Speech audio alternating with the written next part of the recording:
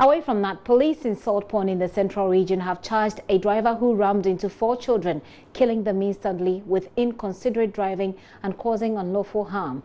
The girls were among other school children who were returning from school when the speeding driver rammed into them.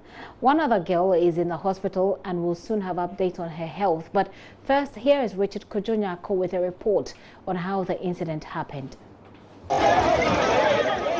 It was a chaotic scene on the Eja number 2 stretch of the Cape Coast Accra Highway. Scores of residents and family members in anger blocked the road with whatever their hands could find.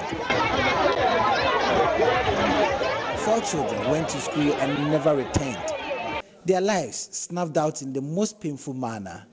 They said goodbye to their parents in the morning, bid their teachers goodbye in the afternoon, only for both teachers and parents to be greeted with news of their death. I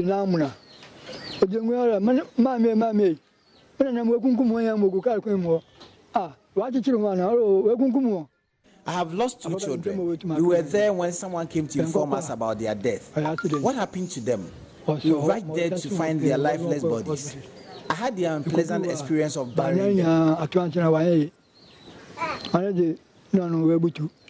A 4x4 Hyundai vehicle ran over them when they were returning home from school. Parents are broken. So finna to come break a grade, Anya, we shall take the law into our hands. From today, if the speed ramps are not erected, we will take the law into our hands. What will really compensate us for this loss?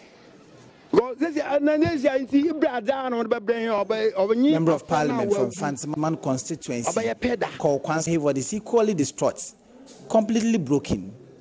We have taken the steps as a result of what happened yesterday to ensure that we don't have this thing reoccurring on our major road. This is a major road, and for that matter, if you look at the way drivers use speed on this road, it tells you that drivers has to be advised when they get to communities. So as a first steps, we've taken the concern of the community into consideration. The regional minister has been briefed.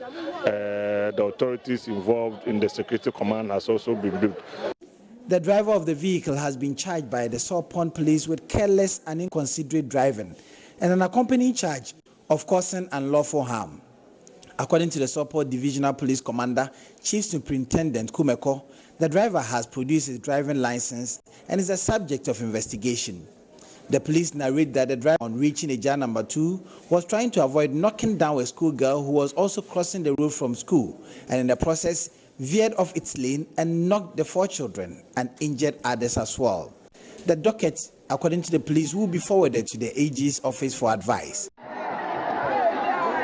The 4 children have since been buried amidst the flow of tears from the community. Richard Kojonyako, JoyNews, Eja number 1.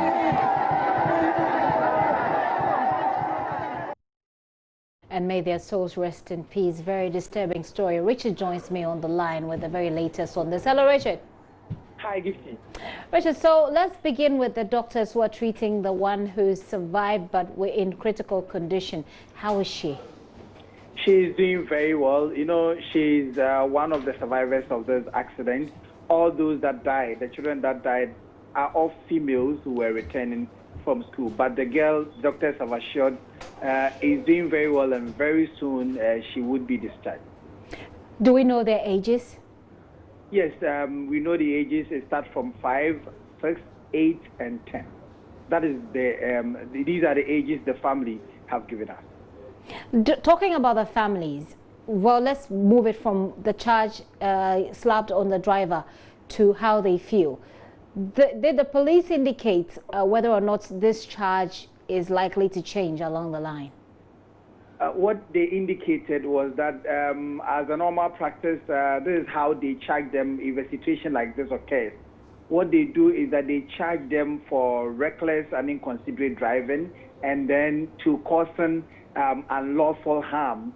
And that is why they are going to the scene to take the measurement and do other investigative practices. And after that, they will forward the docket to the AG's office for advice. We do not know whether when the docket returns to them, the charge would change. But as it stands now, these are the two charges that have been put on the head of the driver. How do the family members of these girls feel about this? They are broken. They are shocked. They are dumbfounded. In fact, yesterday they couldn't even speak. They managed to gather the courage to speak some hours thereafter, because their children told them they were going to school and they would be back. They will come back to them, and they broke the news to them that their children have been killed. So they didn't even know what really might have happened to them. But they rushed there and they saw their lifeless bodies, and they had to organize some caskets and then go to bury them. And so it's really a difficult moment for them. One family lost two children, so you can imagine how difficult it is for these people right now. And so how did they respond to the charges slapped on the driver who caused this pain? All they are calling for is justice. They want two things to be done. First, they want the speed ramps to be fixed on the road, because they say that when it happened at Biwa, some speed ramps were fixed, and so they are also calling for the same thing to be done on their roads to reduce or to prevent the needless deaths on the road. Apart from that, they are seeking justice. They want the right thing to be done by the police and other bodies that are responsible for the investigations that are ongoing. The driver, was he present in court today? Did you get a chance to see him, and can you describe his demeanor? Well, the driver was not in court. He's been granted a police inquiry bail, and so that is what has been put. The driver hasn't been in court. When it happens like that, I asked the police, and they told me that they have granted him police inquiry bail. So he goes to the police station on some days that the police have told him to report at the police station, waiting for the docket to return from the AG's office. What do we know about him? Well, he is a native of Abanze, a community very close to where this incident happened, the Eja number 2. We were told that he went to Mankasim and was returning to Cape Coast when this unfortunate thing happened.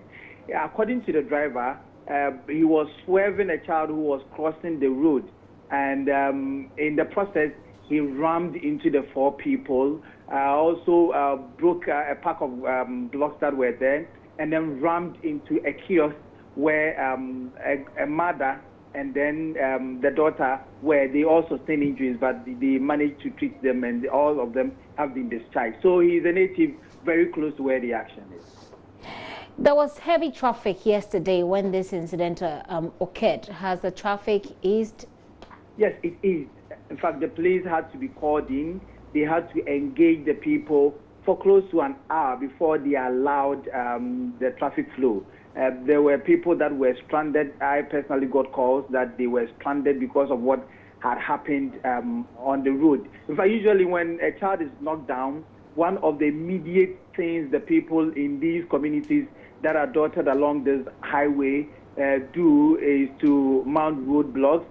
Everything in sight, they will use them, stakes, stones, and other things. They use them to block the road in registering their protest. But the police came in, they called for reinforcement, and they were able to persuade them to leave the road. And so the road was cleared for the users of the road to go. And finally, Richard, when do they go back to court, if they will? Well, the police have not indicated, so they say that when they are done with their investigation, and I presume that they did the measurements at the scene today, and the docket will be forwarded to the AG. So it is upon the advice from the AG that we will hear something about the court. Richard, thank you very much. Richard Kojo-Nyako is our Central Regional Correspondent, bringing us up to speed. May the lives of those girls rest, their souls rest in peace.